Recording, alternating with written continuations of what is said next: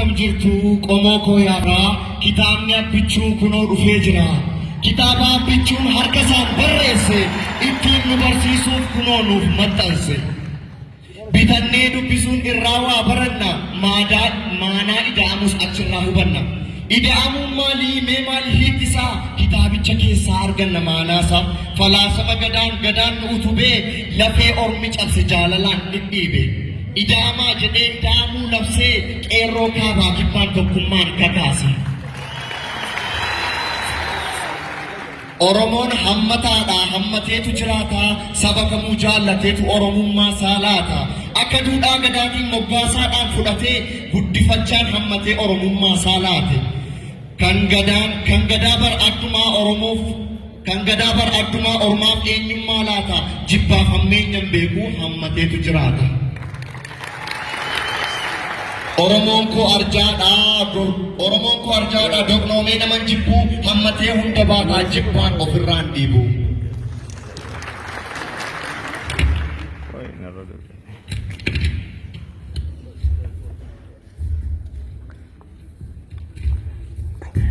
Akkuma abbichuu kiiloo 4 galchinee addunyaa raajessinee tokkummaadhaan utumnee walumalee hin miidhamuu numa waliif wayyaa yoo nuti tokkoomne madaan keenya fayyaa. Yoo musi jaallannaa lubbuullee siif laachuu nusi waliin jirraa jabaadhu abbichuu. Nu boonsiteen dhugaa yaa ilma abbaa gadaa yaa ilmaan Oromoo gammannee gammada. Sichuu nuuf jiraata nuuf dhidhiibaa birraa jabaadhu leenca koo nusi waliin jirra. Maqaan tolchitee maqaan kee haa tolu yaktuuf hinaaftuu kee qeerroon sirraa lolu shiraan si xaxanii si ajjeesuuf yaadu amajaajiin kan kee mar'imaan of waadu boombii darbatanii si balleessuu yaadu kan badii siif yaadan ofii isaaniif badu. Boombii fi dhukaasni booda sin deebisu jara inaaffaatu halkan hin raffisu.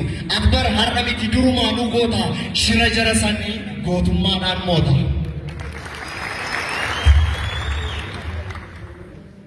Dhugaadhaaf jiraatee dhugaaf dursa laata garaa keetiif miti namummaaf jiraata. Namni namummaadhaan kabajamuu qaba malee hiyyoomeedhaaf maaf reebamee caba. Maaliif ari'amee maaliif gidirfama badii tokko malee maaliif doorsifama maaliif maaf dhiitamee harki takaalama xis dhimbaasoon jedhin maaliif kabalama maaf maqaan yakkamee afaan luugamama badii tokko malee maaf shororkeeffama jedhe abbichuun koo haqaaf dhuunfalmatee gaaffii mirga sabaa gootummaan gaafate sana booda dhaadha'ee qabsoon keenya finiinee boolla isaatti deebi'ee waraabuun nu jeniine. Qaama kolaasaa nafee koddaa itti rarraasaa toorcharii fi doorsisaan hambaa ta'e mannisaa jedhee abbichuun koo karchallee nuuf sabsee waraabessa guyyaa ija isheetti jaamse. Aawun guyyaa saafaa fiiksee si qorqomsu kan lafee cinaachaa qabees caccabsu.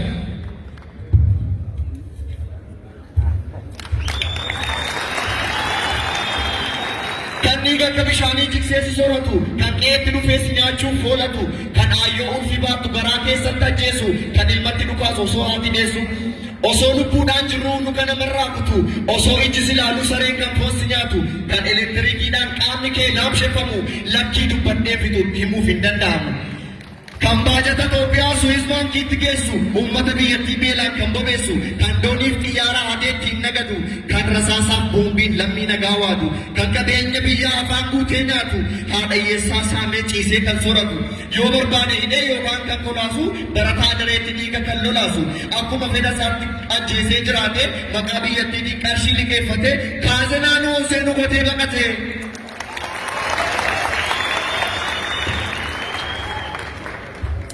Ariitiin nuuf dhufee nageenya nuuf labsee ulfii maakalaawwii dhufee nurraa cabsee goda hambaa godhee namatu daawwataa dur'aa'uun guyyaa fachii foon nu nyaata. Amma muuzeemii dhaqaatii ilaalaa muuzeemii godhe Dooktarri Jaalala. Liqii bara saamichaa kan nurraa haqsiise qeerroo falmaa sabaa karchalleedhaa yaasee Eertiraaf Itoophiyaa walitti araarsee daangaa Eertiraaf Itoophiyaa walitti araarsee nageenya nuuf wayyaaf nageenya nuuf labse. Hidhaa nurraa dhaabee haadhaaf ilmoo dhiigaa ijaan wal garsiisee daangaa waraanni eegu bilisaan bansiise dur boombiif kilaashii wal balleessuuf kaata amma obboloomeetu daabboo waliin nyaata. dur wal gaarreffatu inni wal jibbee wal balleessa amma obboloomeetu wal dur wal gaarreffateetu wal jibbee wal balleessa amma obboloomeetu waliin nyaata dhangaasa paartii morkattootaas biyyatti deebisee qabsaa'ota sabaa lammii quunnamsiise miidiyaa cufameef eeyyama mirgaa laatee namuu afaan barbaadeen fedhii isaa dubbate. Daangaa jibbaa jaalalaan nageenyaan nuuf saaqamee galata kee abbichuu kee nuu himame. Kan biyya keessaa miti Suudaanota ragaadhaa qawweef rasaasa miti kan abbichuu nagaadhaa. Kan biyya keessaa miti Suudaanota ragaadhaa qawweef rasaasa miti kan abbichuu nagaadhaa. Kan jibbee wal reebuu ijaan argaa wal jibbee dhugaan deemee araarsi sobaan hin reebne dibbee nageenya waaraa labsee afaan kilaashii cabsee Suudaanota obbolaa tokko godhee araarse.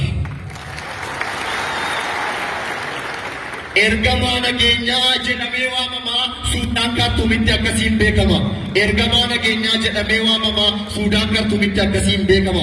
Rasuulatan salaam ergamaa nageenyaa abbichuu goota koo ati nuuf fakkeenya.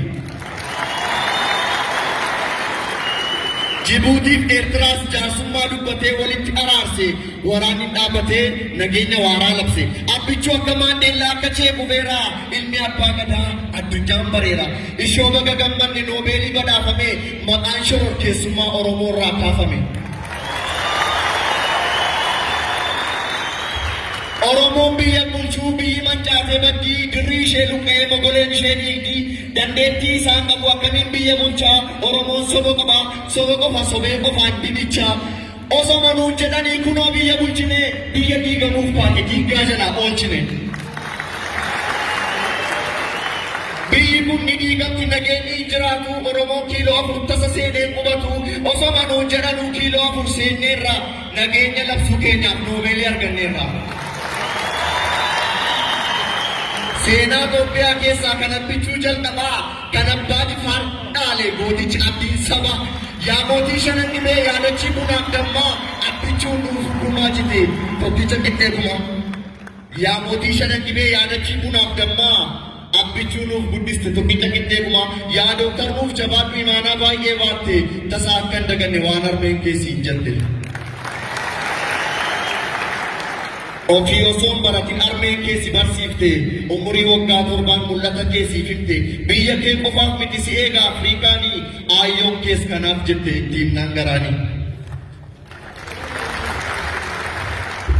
Yaa gadameessa aayyoo Dooktar Abiyyiin baattee innoo tokkicha ta'e osoo lakkuu nuuf laatte.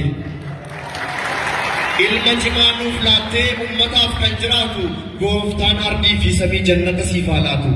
Osoo al tokko kaatee kana ijaan agarte akkuma gaafa duraa waan garaa kee dubbatte osoo al tokko kaatee kana ijaan agarte akkuma gaafa duraa waan garaa kee dubbatte silaa maal ta'a laata osoo bu'aa kee kana ija keetiin agarte miidiyaa addunyaatti waan garaa kee dubbatte qananiin nuuf jiraadhu bakka hin deebine jirta bakka dhugaa qubattee nafsiyyaan kee gammachuun bagoo nuuf boqatte qananiin nuuf jiraadhu haa ifu qabiriin kee ibsaa Oromoo ta'e ifaa jira biyyi kee.